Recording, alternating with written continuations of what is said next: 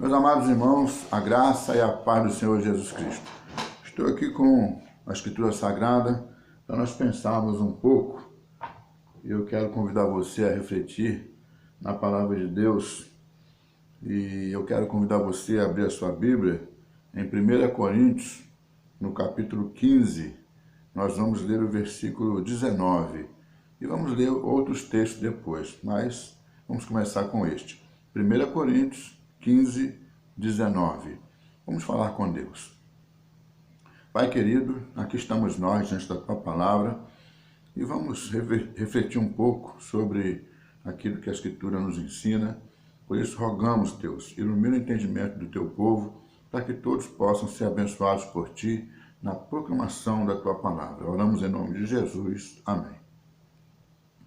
1 Coríntios 15, 19 diz assim: se a nossa esperança em Cristo se limita apenas a esta vida, somos os mais infelizes de todos os homens.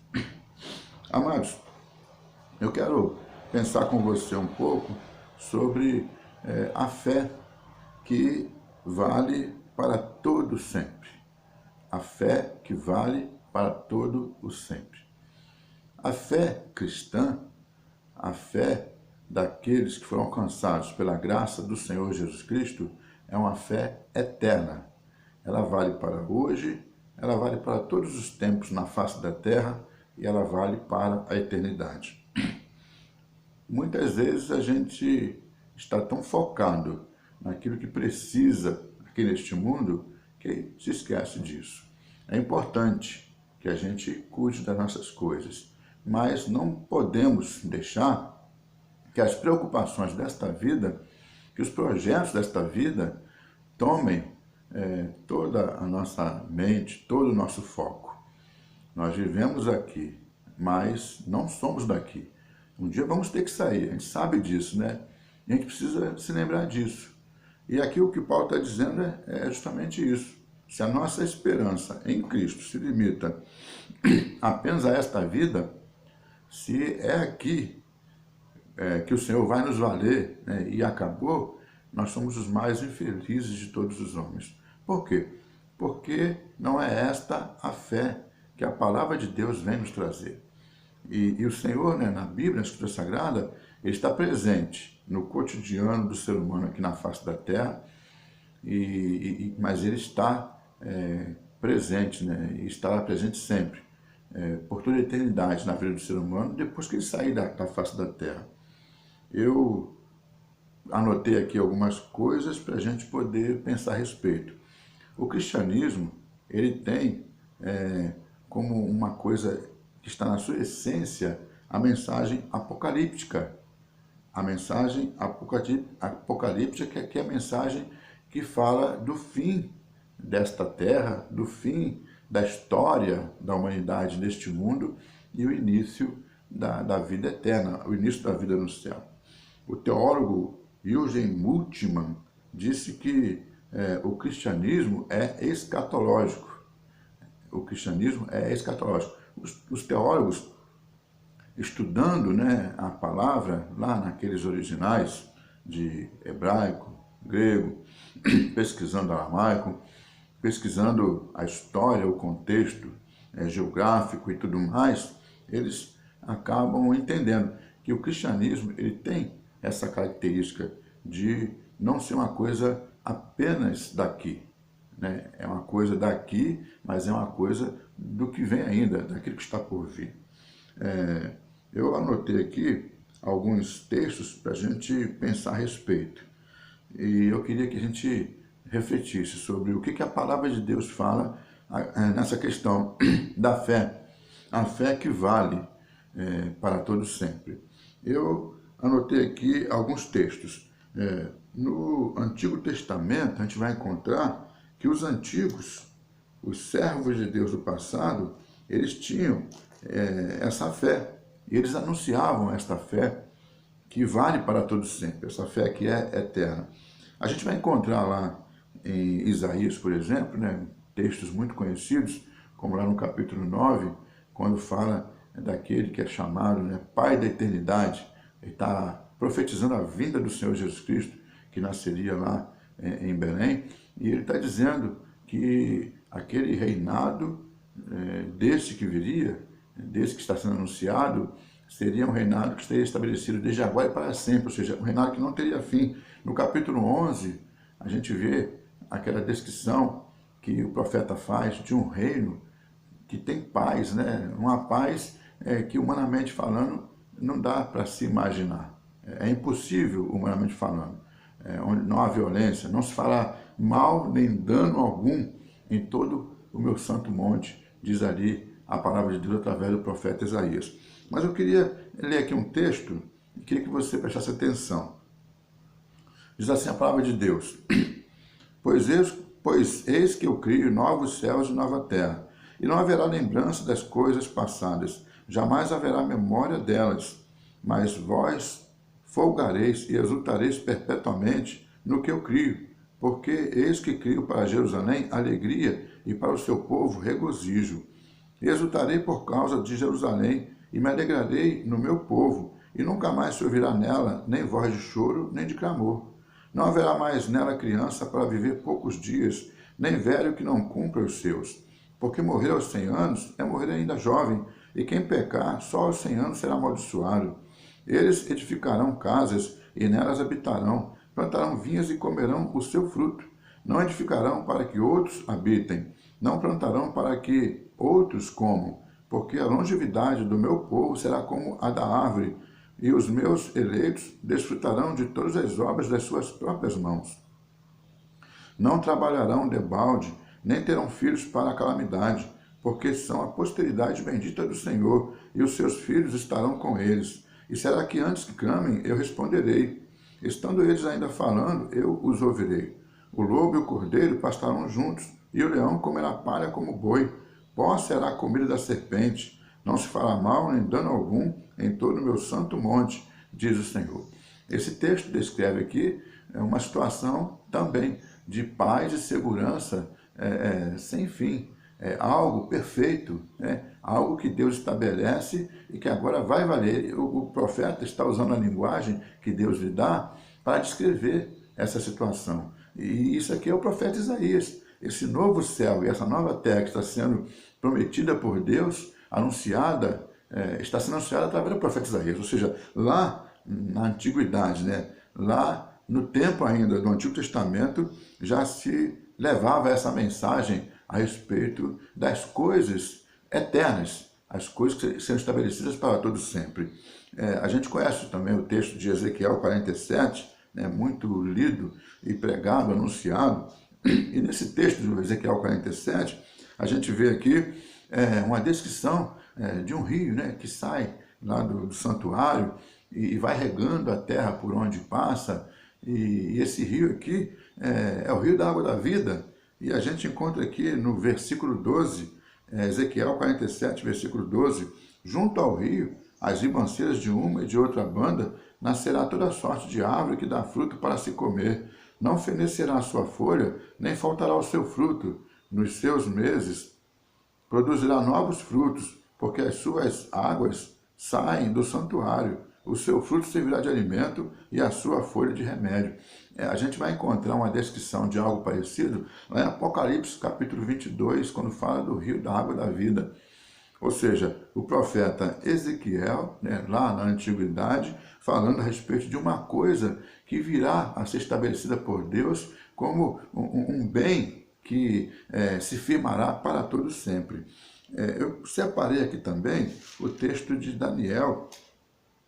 Aqui o profeta Daniel, no capítulo 9, a gente vai encontrar aqui o profeta falando de algo que é uma linguagem bem simbólica, algo muito misterioso. Versículo 25 a 27.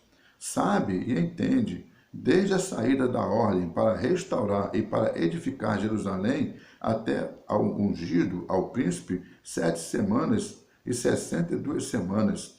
As praças e as circunvalações se reedificarão, mas em tempos angustiosos. Depois das 62 semanas, será morto o ungido e já não estará. E o povo de um príncipe que há de vir destruirá a cidade e o santuário, e o seu fim será num dilúvio, e até ao fim haverá guerra. desolações são determinadas. Ele fará firme aliança com muitos por uma semana. Na metade da semana fará cessar o sacrifício e a oferta de manjares. Sobre a asa das abominações virá o assolador, até que a destruição que está determinada se derrame sobre ele. É uma profecia, né, misteriosa, muito simbólica, mas que cita aqui o ungido, né, que será morto, né, a edificação de Jerusalém, as assolações que virão, né, depois da morte do ungido, e no final, né, essa destruição desse príncipe que vai ser o assolador. Ou seja, mais uma vez, uma linguagem que está contando algo que está acontecendo, mas apontando para um fim, onde tudo será resolvido pela mão forte do Senhor, pelo poder do Senhor, e aí a paz será estabelecida. Então, nesse primeiro momento, a mensagem dessa fé que dura para sempre, que é para a eternidade, está sendo pregada lá no Antigo Testamento, lá pelos nossos irmãos, né, profetas da antiguidade. Depois, né, no segundo momento, esta fé é anunciada pelo próprio Senhor Jesus Cristo. Um texto que eu gosto muito e já li bastante aí com a igreja é Mateus, no capítulo 24. E a gente aqui já estudou sobre o fim de todas as coisas, né? Sobre o Apocalipse, sobre a volta de Jesus. Mas eu quero ler, dessa vez, apenas os versículos 29 a 31. São palavras do Senhor Jesus Cristo. E ele diz assim: logo em seguida, a tribulação daqueles dias, o sol escurecerá, a lua não dará sua claridade, as estrelas cairão do firmamento e os poderes dos céus serão abalados. Então aparecerá no céu o sinal do Filho do Homem.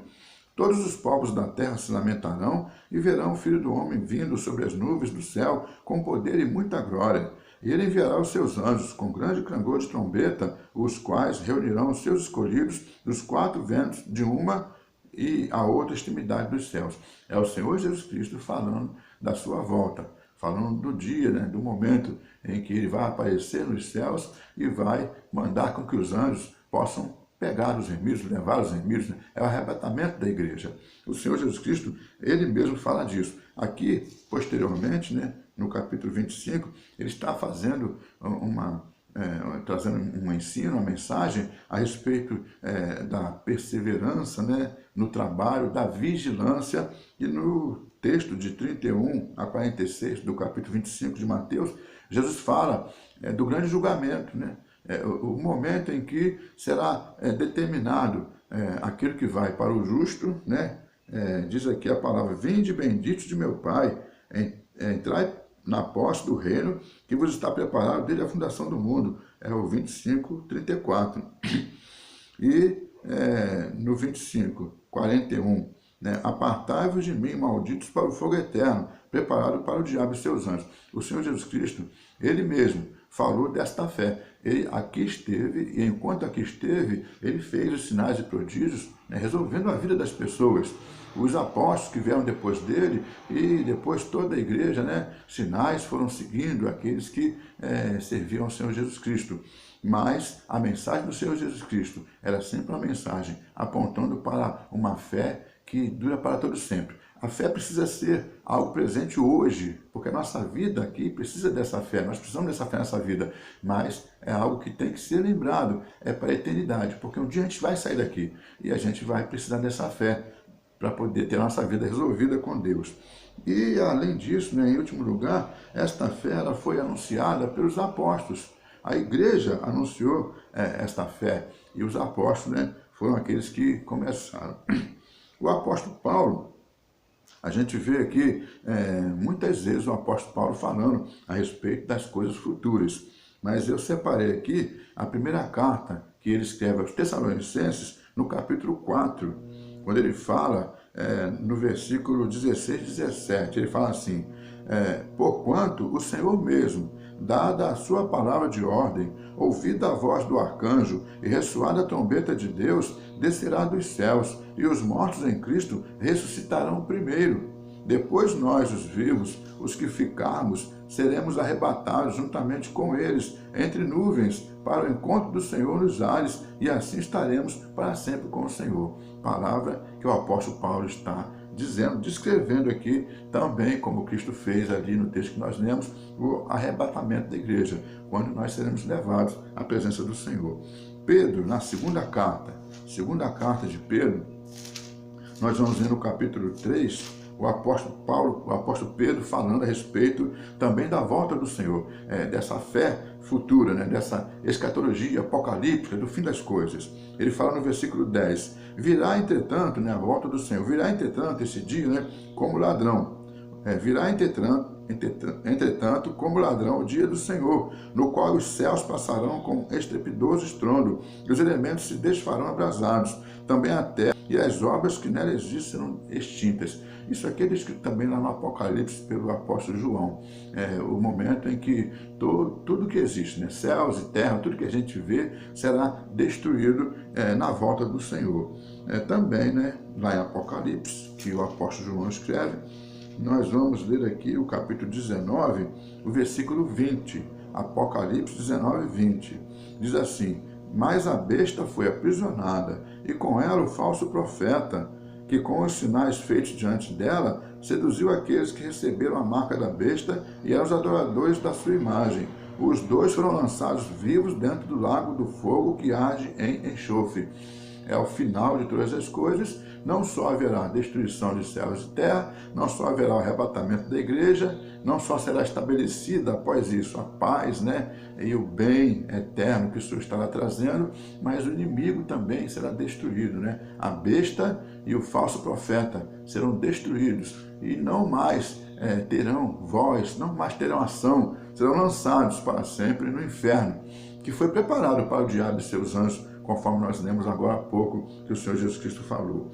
Irmãos, a nossa fé é essa. Nós precisamos cuidar das coisas desta vida e ter fé para esta vida.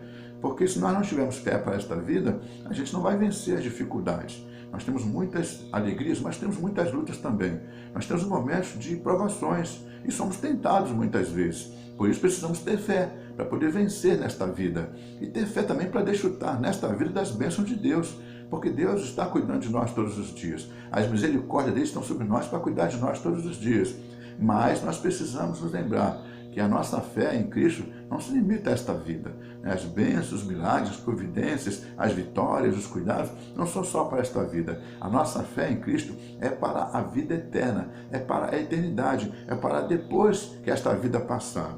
E é importante a gente lembrar disso. Os antigos tinham esta fé. O Senhor Jesus Cristo anunciou esta fé. Os apóstolos também tinham e anunciavam esta fé. A igreja toda, em todo o tempo, anunciou essa fé e viveu esta fé. E eu e você precisamos manter esta fé, né? E anunciar esta fé e ter essa lembrança e viver esta fé que é uma fé eterna. Eu queria deixar para encerramento aqui da nossa palavra de hoje, aqui no Apocalipse, o capítulo 22, o versículo 17. O Espírito e a noiva dizem, vem. Aquele que ouve, diga, vem. Aquele que tem sede, venha. E quem quiser, receba de graça a água da vida. Nós precisamos ter essa mensagem. Nós precisamos estar pregando, né? Anunciando a todos. Venham, venham.